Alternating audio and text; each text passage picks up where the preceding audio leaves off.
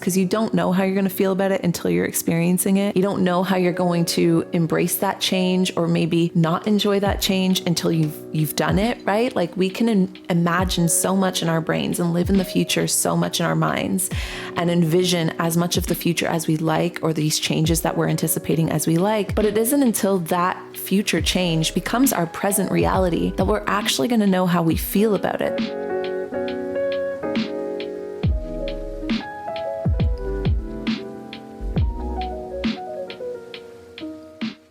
Before diving into the rest of today's coffee talk, I want to take a quick second to thank Ritual for sponsoring today's chat. Whether you're pregnant or not, I feel so much comfort picking brands that give me a sense of peace for knowing what's going into my body. Specifically, throughout my pregnancy, I have been taking the Ritual Essential for Women prenatal vitamin. Essential Prenatal is the first prenatal multivitamin made traceable with clinically studied key ingredients to help build key nutrient levels needed to support a healthy pregnancy. Now, this was super key coming towards the end of my first trimester, going into my second, because it was one of the only multivitamins that I could actually stomach, especially during those early weeks when I was feeling super nauseous.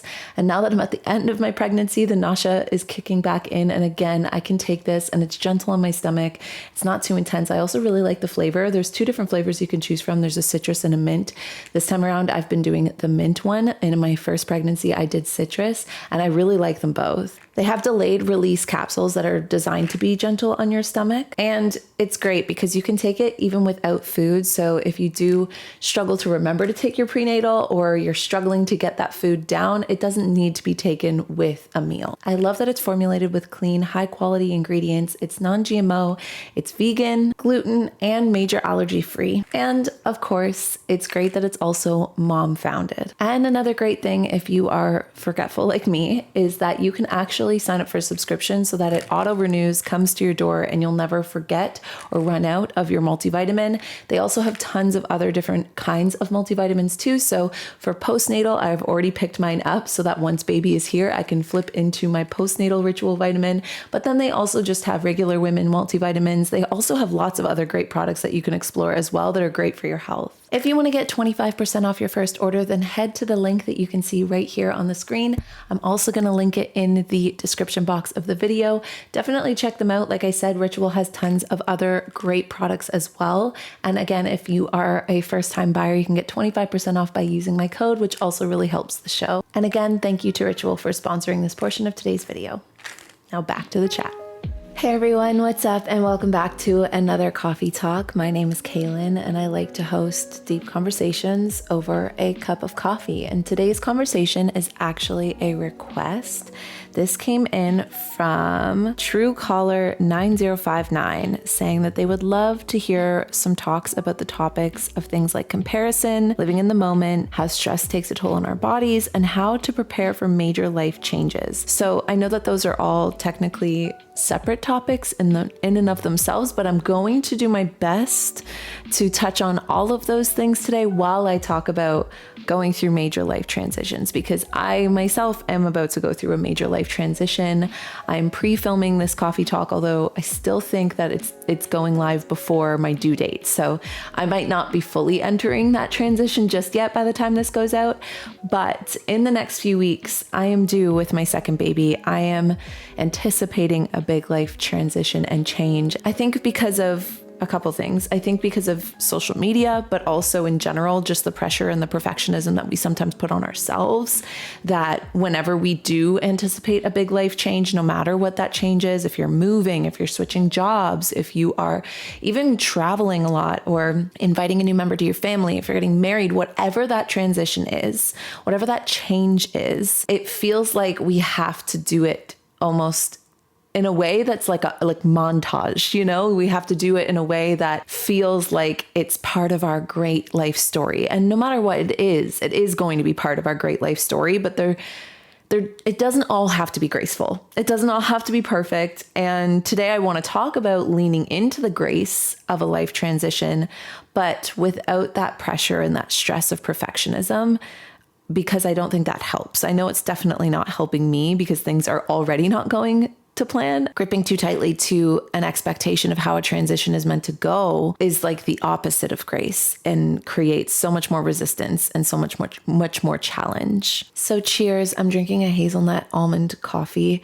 Today is the first day that has broken the recent heat wave, and I am enjoying it so much because it has been so flippin' hot. Our AC has been broken. Today it's actually cool in my house, so a hot coffee was needed. It's also morning time while I'm recording this, so cheers. Let me know what you're drinking down below. The first point that I want to make is one that I also want to challenge, and it's this idea that the only constant in life is change. I'm sure you've heard that before. It is this quote that has floated around for a long time. It is this truth, and it's from a certain perspective, from a certain light, that change is inevitable. It is the only thing that we can rely on in this life, that everything is always constantly changing, and that it is the only constant of life. But recently, it may have actually even been in another coffee talk, I can't remember, but recently I had this new perspective shift that I think there's actually two constants in life. The first is change itself, but I think the second thing that is a constant is your soul and your spirit. And that might not call to everybody, and you can use whatever word you would like to for that. But to me, I do believe, yes, it wasn't a coffee talk. We were talking about how our egos might change and our physical appearances change. But I think the deepest part of ourselves, the deepest seeds of our souls, the deepest parts of our spirits don't change. And who you were when you were a toddler, a child going through the magic of childhood, a teenager going through all of the changes and transitions of being a teenager, your early adulthood, all of the way until you're old and 80 and you've lived a full life. I think that there is a constant there. And I think that constant is this little seed of the soul. So the reason why I bring this up is because to me, that is a huge comfort, especially when I'm facing things that I can't necessarily predict. Now, whenever you are going through a change or a transition in life, there is a certain amount that you can predict. Like, for instance, I know there's going to be a new baby. Like, that is something that is understood. I understand like the newborn phase that I'm about to enter into. There's going to be diapers, there's going to be crying. There are certain things that I can prepare for. However, there's always going to be variables that we can't predict. And a lot of those variables, I think, boil down to one, how we're going to feel about certain things, because you don't know how you're going to feel about it until you're experiencing it. You don't know how you're going to embrace that change or maybe not enjoy that change until you've done it, right? Like, we can imagine so much in our brains and live in the future so much in our minds and envision as much of the future as we like, or these changes that we're anticipating as we like. But it isn't until that future change becomes our present reality that we're actually going to know how we feel about it, that we're actually going to know what the challenges really are that we're facing and where our strengths are and the ways that we're actually doing really well with said change. So bringing it back to your soul being a constant, to me, it gives me this vision of like the top of the sea being rocky, or there being a storm, or, things just kind of being really busy, lots of energy. And another way you could look at that is the external, that is your life, that is you on the surface, that's you on the outside, moving through your life. Lots is happening, lots is changing. I'm sure there's lots to do, lots to figure out, but the seed is like the deepest part of the sea. It's the anchor way at the bottom of the ocean. It's the little bit of you. I mean, it depends on where you want to say that this part of you lives. For some, they might believe that lives in the pineal gland. It's like a certain part of the brain where a lot of people will say that's where our deep subconscious exists. For others, it might just be the essence of your energy that's on a different dimension that isn't three-dimensional, but it doesn't matter. It's just all to say that the deeper part of your soul is going to be a constant regardless of the changes, transitions, and even the emotions and the thoughts that we go through as we go through these changes. So I can think back to having my first baby and there being so much going on, not even just with transitioning into motherhood, but dealing with other life factors as well. And as much as I was going through the waves, riding the roller coaster, going through the motions, I can also remember moments, whether it was feeding my son in the night or rocking in the rocking chair or having a moment to myself where it was quiet and I could actually tap back into me. I could tap back into my soul. I could tap back into the deeper part of myself and have these like wow moments. This has happened. This has changed, but that part of me still felt the same. And that was a huge comfort for me. So that is the first thing I want to note here. No matter what life transition or change you're going through, no matter where you go, you take yourself with you, right? And yes, I do mean all of you, including your ego, including your physical body, your exterior, meat suit. You bring that with you too, but it's more than that, because those things can change and transition through our life too. Your higher self, your spirit, your whatever you would like to call it, that is always with you too. And it's always a resource that's available if we can just find those little moments, those little pockets of time to get quiet enough to reconnect to that part of ourselves, because it is a constant.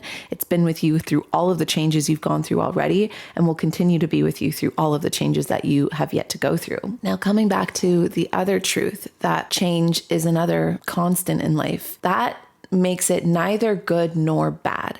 So no matter if this life transition that you might be about to take on is something that you have facilitated yourself, or something that you are just inevitably going through and it wasn't necessarily a choice, no matter what, no matter if you create the change in your life or you don't, it is inevitable. It's not good nor bad. No matter what, your life is going to go through seasons. It's going to go through changes. In a way, if we can separate ourselves a little bit from the changes that we're going through and see the nuance in them and see them as neither being a positive thing or a negative thing. I mean, obviously to me, I would 100% say having another child is a positive experience. It's something that I've wanted. It's something that I'm anticipating and I'm excited for. I'm excited to meet my little baby.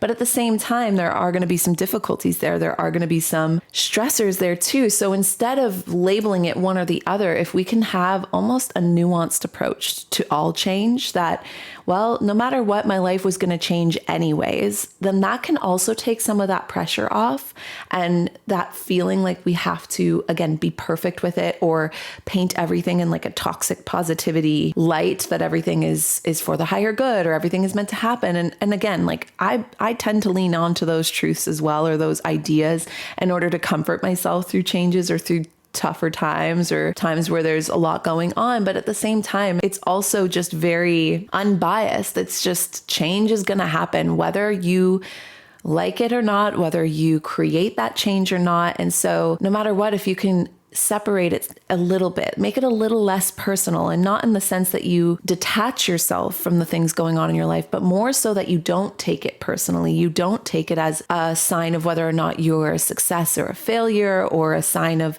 whether you're progressing in life or you're not, which I'm sure you can see we're about to segue into the comparison subject here. But if you can instead just look at it as just the next season, the next change, the next wave that you're riding, and it's not something you're clinging to, it's not something you are forcing to become a part of your identity. That kind of level of space between us and what we are experiencing, us and what we go through, it helps, I think, to keep a healthy level of acceptance in our life, a healthy level of flow through the events that we go through and the changes that we transition through. And again, I know I keep tying it back to motherhood, but that's because that is one of the bigger changes I've recently gone through, and then now I'm taking on again. But it's checking me in this conversation because I am very aware that there are life changes and transitions that are very personal. Like, at least in my experience on the planet, nothing has changed me as rapidly and has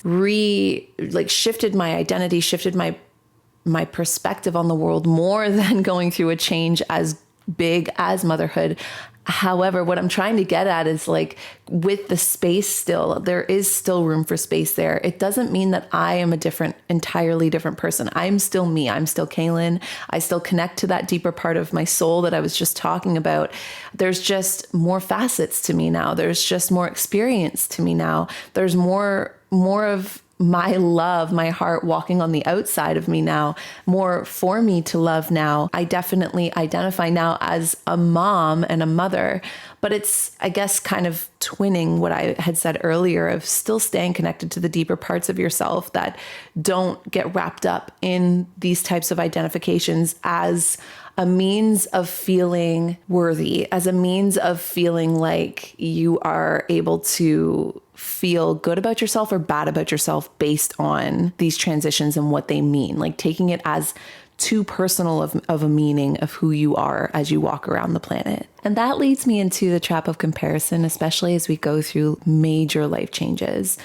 I think personally, social media is a beautiful tool, or at least it can be, but it can also be one of our greatest setbacks. I truly do believe that while there is tons of inspiration and motivation and connection out there, you can find other people going through similar life transitions, similar big changes, having access to other people's thoughts and vulnerabilities through that. It is truly amazing. And it's something that even like on my side of things, I aspire to show the good and the bad for that reason, so that there isn't, or I hope to not create this trap of comparison. But also we inevitably tend to, whether we know we're doing it consciously or not, we tend to hold up the ways that we're changing, how successful we feel in that change, what that change looks like in comparison to what we're finding in terms of other people that relate to us in one way or another. So this can happen on a couple different levels. The first being obviously seeking out someone going through the exact same thing that you are, regardless of who that person is. The other ways that we can tend to do this, though, is more demographically. So we can look at the people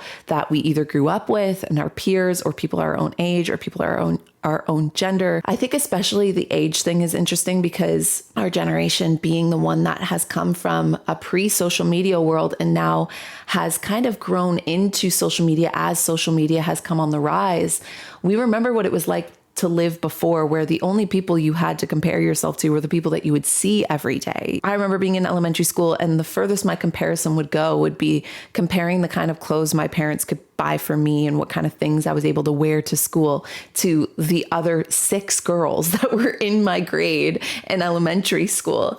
And now we've taken that and we have put it on such a vast level that we are watching a whole generation. We're watching our generation, we're watching the younger generations, and even the older generations that have come into social media now look at, okay, well, where is a fellow millennial that is born in 94? What are they doing? What credentials do they have? What have they succeeded at? What have they accomplished in their life? What transitions have they changed and gone through? What is their origin story and where are they now? And then comparing ourselves that way. And I think that that is one of the more toxic ways that social media can create this comparison trap. I think it actually can be very beautiful to seek out people going through similar life experiences, regardless of who they are, where they come from. Actually, I think those things still obviously matter, but just more so to say that it's not a comparison of a race. You're more so going to this person or seeking out people that have shared going through similar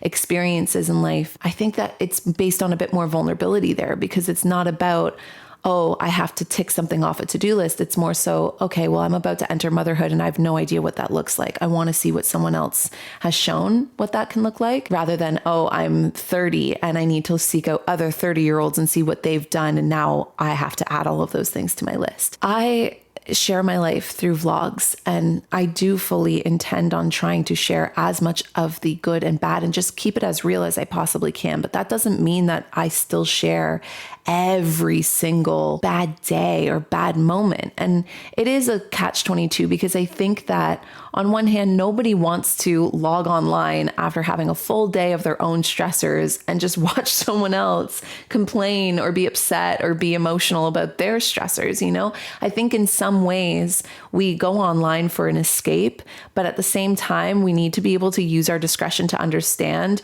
that we're never getting the full picture, no matter what the picture is. And even when we seek out people out of a form of connection and community, going through similar changes, going through some similar transitions, maybe you're looking up somebody that's moved to a different country because you intend to move to a different country. Even in that experience, though, even if someone were to vlog how and all of the steps they went through to move from one country to another, you might not see the night that they cried themselves to sleep the first time that they were away from their home. You might not see the weird, complex emotions as they got on the plane and watched the place that they've called home their whole life fade into oblivion as they soared into the clouds. Like, there is still so much there that is always going to be missing when we're only looking at things through a screen. I'm not saying it's one way or the other. Again, I'm very unbiased. I'm not saying it's a good thing or a bad thing. It requires a lot of discretion when we go looking for people that have gone through similar changes and transitions. I remember looking up home births and seeing all of these very, very beautiful experiences with home birth and like bawling my eyes out and just being like, that's what I want. I want that. I want that feeling that watching this home birth just gave me. There's no way I was sitting through 19-hour vlogs. These have been condensed, cut down to the most essential moments. This was just one person's experience. Mine ended up going a completely different way. And I'm glad that in my experience with something like birth, I went into it confirming with myself that I was just going to let almost like the universe take the wheel, and I was going to follow the train of events that happened. I wasn't going to try and control the events, because if I had gone about it another way, if I had watched people go through what I was anticipating myself to go through and then thought, okay, I want it to be just like that, I could have made that experience a lot more difficult for myself. Comparison really, it undermines our own sense of individuality, our own uniqueness. It undercuts our ability to feel the value in our own experiences. Two people that are going through the exact same change, even if it's very, very similar, it's still going to be unique to each of us, because we are all looking at the world. We're all experiencing life as we know it through our own filters, and our own filters they're like our fingerprints. Nobody else has the same. And so your individual experience as you ride your own journey of life is so necessary to be individual. It's so necessary to be unique. And that can feel uncomfortable because it creates that feeling of aloneness, which I think at our deepest core is something that we all fear. It's like that deep core fear of the end of our lives, right? Like we fear that we have to face that alone, and we fear that we have to face this unknown. And I think that can seep into a lot of the different, more regular fears that we face on the day to day. We don't want to go through life transitions and changes alone, because then we fear that we might not be able to handle it. It might be too overwhelming. All this to say, find comfort in seeking out people that have gone through similar experiences and what their insights and wisdoms might be. But don't let that comparison create an idea for you that strips you of your own individual experience, and also strips you of your own opportunity to grow and gain some of your own life wisdom, but also to see your own strength, to see your own intuition, and to rely on that part of yourself to see yourself through these changes. And also, I just keep feeling like I'm like, also, and also to keep you from giving yourself the grace of knowing that life, again, isn't as beautiful as it seems online, isn't as easy or as cut down into clips that we see online, be it in short form content of like, come with me as I pack up my life and move across the world, or a long form vlog, even come with me as I pack up my life and move across the world. That again, you're watching minutes, sometimes even just seconds of someone's entire experience that takes days. And furthermore, if we're talking on a fundamental level, on an emotional level, on a spiritual level, it takes weeks to really change and shift that energy, and to go through that experience and to move through the emotions and move through the process of it. So yeah, that's just to say, keep the nuance fresh in your mind and keep the comparison far out at bay as you seek out connection to similar experiences. Moving into how can we actually prepare in a way that is supportive to ourselves. One, I think the toughest part to prepare for with any life change or transition is the mental and emotional changes. And again, I think that is because, like I said earlier, we don't really know until we are living it presently how our minds and our emotions and our bodies will react to certain things. So personally, the way that I'm preparing is by giving myself a lot of space and a lot of openness to whatever my reactions are. And again, trying to depersonalize it just a little bit so that if I find myself, which I have absolutely found myself in the last little bit, reacting in a way that was not how I would consciously like to have imagined myself reacting in a situation, that I can give myself the space and the grace to be like, well, you know what? I had no idea what this was going to feel like. I had no idea how overwhelming this was going to be. I had no idea X, Y, and Z. And so this reaction actually does make sense. Doesn't make it okay, especially if we react in ways that we're not necessarily proud of, or we take out our stress in one way or another. And we feel like it's not about making bad reactions or making difficult transitions and the ways that we might poorly react to that. It's not like, oh, you're off the hook for those things. At the same time, I don't think we necessarily need to picture ourselves being on the hook either. It's just about doing the very best that you can, given what you know in the moment. We can try to prepare ourselves as much as possible for the transitions that we see coming down the pipeline, but that involves living in the future and having to fill in the gaps of the things that you don't know yet. Once it becomes your reality, then you will know how you're reacting mentally and emotionally. And by giving yourself space, I think it brings an opportunity for awareness to come in to that space and just observe what our minds are doing as we go through these changes. And then we can act accordingly and gracefully based on those observations and based on that awareness. Now, that said, I do think having more practical preparation is important. And this is something I'm currently struggling with only because of the circumstances of my own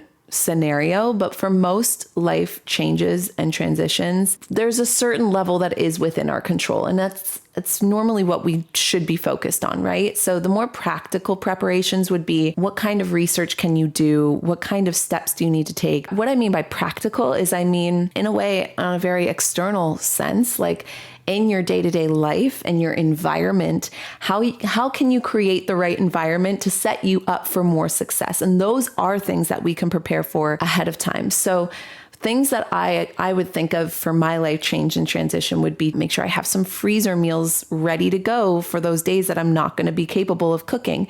How do I plan on keeping my home relatively clean? And that's not because I feel the pressure to have a perfectly clean home all the time, but because I know from past experiences that I don't react well when my house is messy. When my house is messy, I get stressed. And so how can I set myself up so that my house can stay relatively clean without me needing to take on that burden myself, or me needing to, prolong my healing journey because I'm trying to do too much too soon? These are practical problems that can have practical solutions that I can anticipate, that I can see happening. They're not necessarily going to waver very much as emotions and our mental state can. So those more practical preparations are important. And I also do think that they can create, it's like that cycle, right? That, motivation doesn't just pop up out of nowhere. Motivation comes from action, and action comes from thought, and thoughts create our emotions, and emotions fuel our motivation into action. So think of it through that cycle. If you start with the more practical plans for your big life change, and you really start to set yourself up for feeling like, okay, I've looked at this from very many different angles. I've created, or I'm working on taking the steps to create the environment for me to go through this change and feel supported by the things that I've done to prepare, then that can create a domino effect into how we're going to deal with it emotionally and mentally when the change actually is happening, because of that more supportive environment.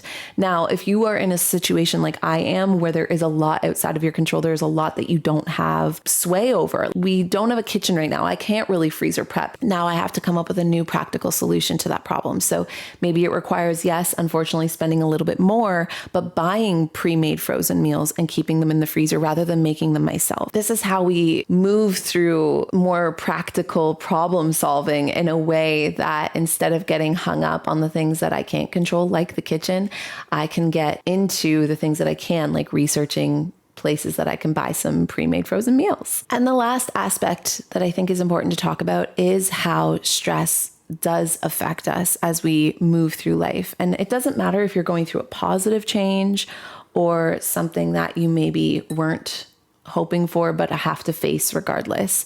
No matter what, you can have healthy stress and you can have more unhealthy stress, but stress is still something that we carry within our bodies, and it's still a very normal response to being pushed outside of our comfort zone. And change is constantly pushing us outside of our comfort zones and showing us what we're capable of. And when it comes to the ways that stress can weigh on us, I'm a personal believer that stress shows up in different parts of the body, also different parts of the mind psychologically, and also different parts of the spirit in the ways that, we light up or we don't.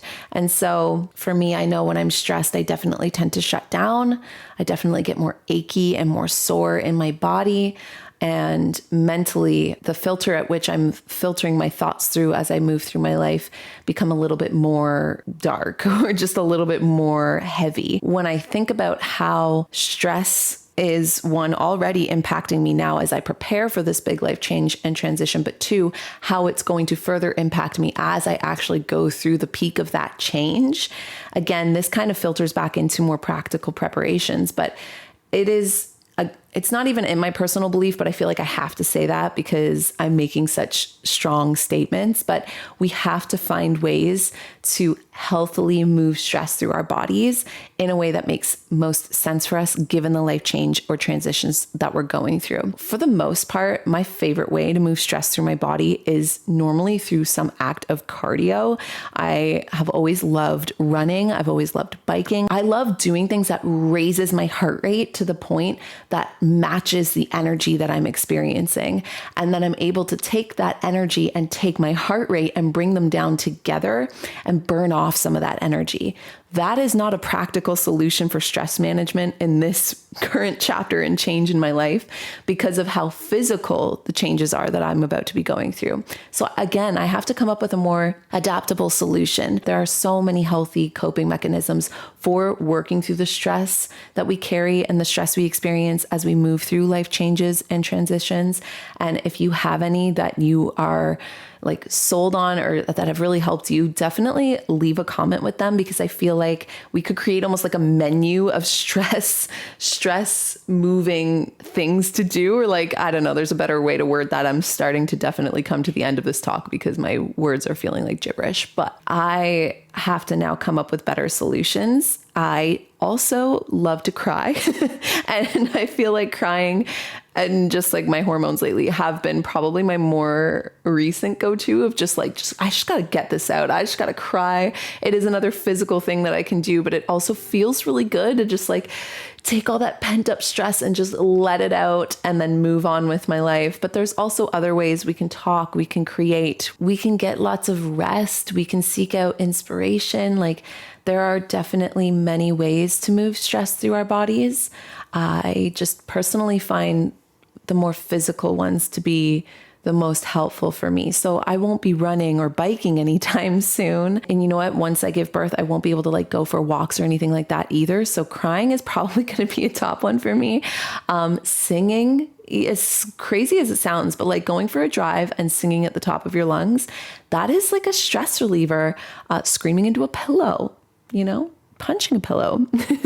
There are so many physical things that you can do, which personally I find help me the most move that stagnant, stressful energy out of my cells. But I do also believe on a spiritual and more psychological level that talking about it can help, writing about it can help. Creating with that energy, creating with that emotion can also help move and transition and process the stress that we're experiencing as we go through these changes. Find a way to commemorate what it is that you are leaving behind and moving forward into. It's because I'm reading The Power of Now. So I feel like I'm personally really trying to emphasize just being in the moment that I'm actually in, rather than getting too caught up into the anticipation of the change or transition I'm about to head into, or thinking too much about the current life status or current life situation that I'm leaving behind. There is also something to be said that we are, as we go through these big life changes, we are experiencing a mourning for what was and an anticipation for what will be. And there is space for that too. There is so much beautiful art that can come from that. There are so many ways that you can really honor the big changes and transitions in your life that I actually do really feel can help us feel more connected to the lives that we're having and connected to the changes we're experiencing. So whether that's, you're moving across the country and maybe you get a tattoo for something that symbolizes your home, or you're changing from one job into another job and you throw some kind of celebration for this next milestone in your life, or you're moving into motherhood, or maybe taking on the second step of motherhood by having another step. I wouldn't say it is the inevitable second step, but if you're moving into a further step of motherhood by adding another child. Just recently, I just made our photo book, like our family photo book of all of the life pictures that I've had for this point in our lives, for having just us with Easton so far. And that felt like me honoring this chapter of life before moving into the next one. And that wasn't even in my notes for today's talk, but I do actually feel like it's probably one of the most maybe beneficial, but also powerful things that we can do as we go through these big changes, is to find a way to honor it and commemorate who you were, who you're stepping into, and who you are as you move through, and supporting that version of yourself as you move through this big life change. So if you feel open to it, feel free to let me know and let others know in the comment section what big change you have been going through, or are going through, or anticipating going through. Any steps that you feel like might be helping you, because again, one of my favorite parts of what I do for a living is this community that we have created. And I feel like every time we have talks, deep talks especially, the comment section gets full of people sharing their own vulnerabilities, sharing their own tips and tricks, things that have helped them. It really does create this resource that is like, yes, of course, I hope the video feels like a resource. I hope this talk feels like a resource, but I also love seeing how it gets built up. So it's not just me, it's other people sharing and creating another resource by scrolling through comments and seeing other people share their own stories and their own resources and their own perspectives on life. And by doing that, again, it makes us feel less alone as we go through these things. It makes us come up with ideas we would have never had before. And it also helps me fill in the gaps, because I can only come to you with one person's perspective. So when other people share, it gives more perspectives than just my own. And I think that creates a much more full picture of this really unique thing we are all going through called life. So that is where I'm going to leave you guys here today, on a deep thought like that. I'm cheersing you guys the rest of my hazelnut coffee. I hope you're all doing well. As I mentioned, I'm going to try my best. I'm pre-filming as many coffee talks as I can, given that, my maternity leave is not going the way that I had planned due to, again, things outside of my control. But I am pre-filming as many coffee talks as I possibly can, so that I do have some coffee talks and just places you can go chill and hang out and just have these kind of conversations while I am on a maternity leave. And I am planning on vlogging. That's the one thing I will be doing, is continuing to vlog through the whole next few weeks and beyond. I'm doing chill vlogs, just kind of like nothing that needs to be too artsy or too B-rolly, but just kind of real for a little bit. Just make them super raw, real vlogs for a little while until I have that energy and, kind of get my footing on the other side of my big life change and transition, and then can get back into doing a bit more of the fun, more methodical vlogs. So if you're interested in that, you can go to my vlog channel. It's just my name, but also just note that I am planning on still posting here as much as I can over the next few weeks. And without further ado, I will talk to you guys all in the next one. Bye.